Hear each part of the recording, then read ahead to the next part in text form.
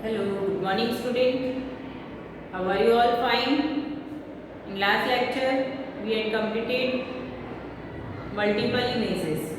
Okay, multiple images तक हमने पढ़ लिया था. सबसे पहले में हमने शुरू किया था law of reflection.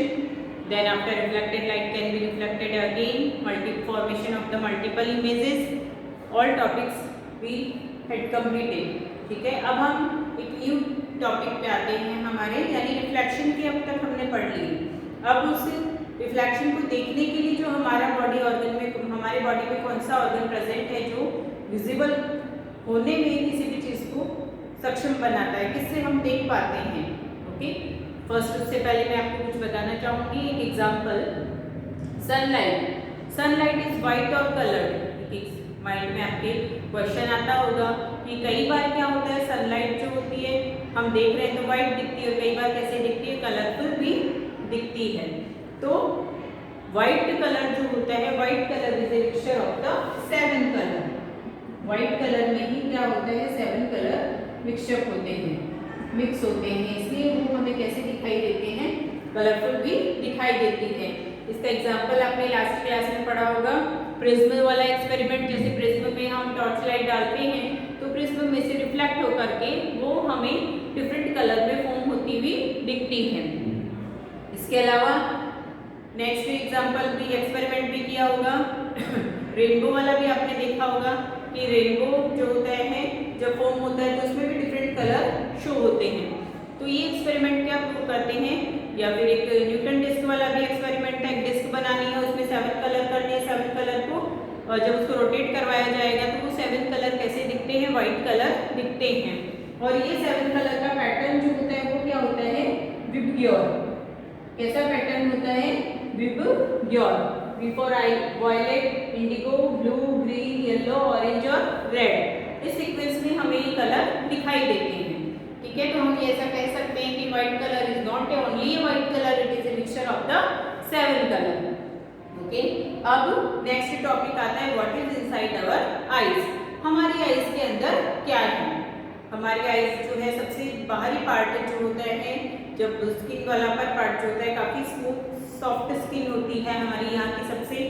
ठीक है, देन आफ्टर जो अंदर की साइड आता है सबसे पहले थोड़ा हार्ड पार्ट आता है ये, क्योंकि हमारा आई जो है काफ़ी सेंसिटिव है, काफ़ी सॉफ्ट है, तो उसको प्रोटेक्ट करने के लिए जो पार्ट होता है वो काफ़ी थोड़ा हार्ड रखा होता है, जिससे वो हमारी आई को प्रोटेक्ट कर सके. तो चलिए अब हम नेम वाइज इनको पढ़ते हैं. सबसे पहले सिलियरी मसल्स. सिलियरी मसल्स जो होती है वो आइरिस से कनेक्टेड होती है, और आइरिस कहाँ पर प्रेजेंट होता है, कॉर्निया. तो cornea, cornea is a transparent part होता है, फ्रंट पार्ट. कॉर्निया सबसे पहले आपको क्या दिखेगा, कॉर्निया. कॉर्निया के पीछे iris, behind the cornea.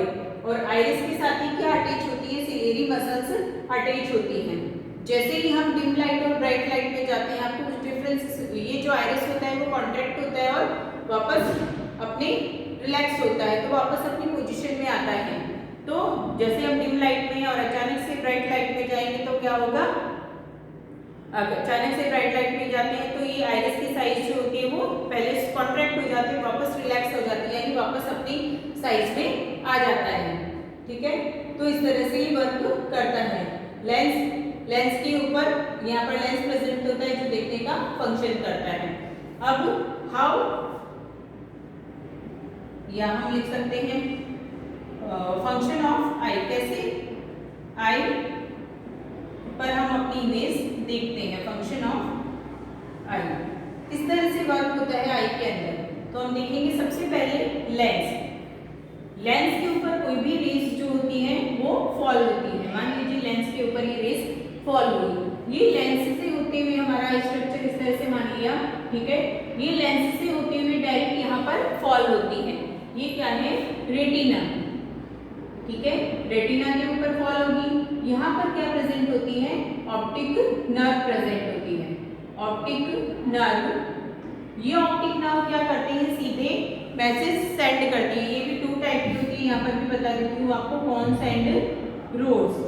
Cons जो होती है वो ब्राइट लाइट के लिए सेंसिटिव होती है, और रोड्स जो होती है वो डिम लाइट के लिए सेंसिटिव होती है. अब जो भी हमने देखा होगा उसकी इमेज जो होती है वो कहाँ कहाँ पर बनेगी, रेटिना के ऊपर बनेगी। ये जो इमेज होती है वो हमेशा कैसी बनती है, उल्टी बनती है। जैसे मैंने एरो नीचे किया, इसका मतलब क्या है, उल्टी इमेज बनती है। अब ये ऑप्टिक नर्व जो होती है, ये नर्व सेल मैसेज ट्रांसफर करती है, ये मैसेज ट्रांसफर करती है। ये मान लीजिए यहाँ पर हमारा ब्रेन हो गया, ब्रेन को मैसेज ट्रांसफर करेगी, ब्रेन उसको आइडेंटिफाई करेगा कि किसकी इमेज बन रही है। तो वापस जब सेंस किया जाता है तो हमारी आईज जो होती है उसको सीधा देखती है। तो इस तरह से ये आई का फंक्शन होता है कि किस तरह से आई अपना वर्क करती है। ठीक है। दूसरा आई डिजीज भी होती है। जैसे कुछ लोग जो होते हैं, ये तो फंक्शन ऑफ आई अपना यहाँ पर कंप्लीट हो गया। उसके बाद में हम आई डिजीज की बात करते हैं। कुछ लोग जो होते हैं वो नज़दीक का नहीं देख पाते हैं, और कुछ लोग जो होते हैं वो दूर का नहीं देख पाते हैं, यानी दूर और पास की नज़र जो होती है वो कमज़ोर हो जाती है, वीक हो जाती है। तो इसके लिए क्या किया जाता है, स्पेक्टिकल्स पहने जाते हैं, लेंसेज पहने जाते हैं और उनको दूर किया जाता है। वो पहन कर हम पहनेंगे तो हमें दिखाई देने लग जाता है। इसका रीज़न अपनी बॉडी में वीकनेस भी हो सकती है, जो विटामिन से उनकी कमी हमारी बॉडी में अगर है तो भी हमारी आईज जो है वो वीक हो सकती है। या फिर एक ओल्ड एज में आना, ओल्ड एज में आते हैं तो जैसे आई साइट क्या होती है, वीक हो जाती है। और इस डिजीज को एक नाम दिया जाता है कैटारेक्ट। कैटारेक्ट का मतलब क्या है, ओल्ड, जैसे जैसे हम बड़े होते हैं, बूढ़े होते जाते हैं तो हमारी आई ऑटोमेटिकली फॉगी होती जाती है, क्लाउडी होती जाती है, जिससे हमें क्लियरली दिखाई नहीं देता है। ठीक है। और इसे क्या कहा जाता है, कैटारेक्ट। इससे पहले की एक्टिविटी है आपकी आई के फंक्शन में 16.9, एक्टिविटी 16.9। एक्टिविटी 16.9 में आपको क्या करना है, एक्टिविटी 16.9 में आपको क्या करना है, पेपर लेना है। पेपर के ऊपर दो टाइप के सिंबल बनाने हैं। इस तरह से आपने पेपर लिया, पेपर के ऊपर एक क्रॉस का और एक सर्कल का सिंबल बना देना है, और आपको उसको देखना है थोड़ी दूर रख करके। जैसे जैसे आप पास में लेकर के आते जाएंगे, मान लीजिए पेपर है, उसको जैसे जैसे पास में आकर कई एक बार एक ऐसा पॉइंट आता है जहाँ पर आपको, मान लीजिए इसको आप इसको देख रहे हैं तो ये आपको दिखाई नहीं देगा, अगर आप इसको देख रहे हैं तो ये आपको दिखाई नहीं देगा। इसका एक रीजन ये होता है कि अगर हमारी रेज जो लेंस के थ्रू रेटिना पर आ रही है, यहाँ पर एक ब्लाइंड स्पॉट भी प्रेजेंट होता है, ब्लाइंड स्पॉट। अगर वो इमेज उसके ऊपर बनती है, रेटिना के ऊपर आ रही है, रेटिना के ऊपर आने की जगह पे कहाँ चली जाती है, अगर ब्लाइंड स्पॉट के ऊपर चली जाती है तो उस इमेज को ब्लाइंड स्पॉट के ऊपर चली जाती है तो उस इमेज को आइडेंटिफाई नहीं किया जा सकता है। ठीक है। तो ये जो रीजन है वो इसलिए रीजन है कि कई बार हम और हमारे सामने होते हुए भी हम उसको नहीं देख पाते हैं, क्योंकि उसकी जो इमेज है वो कहाँ पर बनती है, ब्लाइंड स्पॉट पर बनती है। इसके अलावा एक 16.10 एक्टिविटी है। 16.10 एक्टिविटी में आपको क्या बताया गया है कि एक चार्ट पेपर हमें लेना है। चार्ट पेपर लेकर के हमें उसके ऊपर या कार्डबोर्ड कुछ भी ले लीजिए, उसके ऊपर हमें ड्रॉ करना है। इसमें कार्डबोर्ड बताया गया आपको, कार्डबोर्ड थोड़ा मूव करवाने में इजी होगा। कार्डबोर्ड के ऊपर आपको केस ड्रॉ करना है। Activity 16.10, activity 16.10। ठीक है। इसमें आपको एक केस और एक बर्ड एक ही पेपर के ऊपर फ्रंट और रिवर्स उल्टे ड्रॉ करना है। ठीक है। इस तरह से हमने ड्रॉ कर लिया और उसको बीच में हॉल कर देंगे दोनों के, और दोनों में से वो धागा स्ट्रिंग निकाल करके उसको ट्विस्ट किया जाता है, घुमाया जाता है। जब ट्विस्ट किया जाता है तो इस एक्सपेरिमेंट में आप क्या देखते हैं, आपको ऐसा लगेगा कि वो बर्ड जो है वो केज के अंदर है, ये आपको ऐसा लगता है। ठीक है। इसके बाद में हमारा जो नेक्स्ट टॉपिक आता है, आपको ऐसा लगेगा कि ये केज के अंदर ही क्या बैठा है, बर्ड इसके अंदर वो ऐसा इस एक्टिविटी के अंदर लगता है। फिर क्या होता है, take care of eye. Take care of eye. Eye की देखभाल हमें कैसे करनी चाहिए, डू नॉट रब, ज़्यादा रब नहीं करना चाहिए, वॉश करना चाहिए अपनी आईज को, क्लीन रखना चाहिए, ज़्यादा ब्राइट लाइट में do not see bright light, do not see bright और डिम लाइट दोनों में ही नहीं देखना चाहिए, क्योंकि अंधेरे में भी हम कम रोशनी में भी पढ़ते हैं तो हमारी आंखों के ऊपर उसका जोर पड़ता है। Do not see in bright and dim light. ठीक है। Bright and dim light. ठीक है। इनमें भी हमें नहीं देखना चाहिए, ठीक है।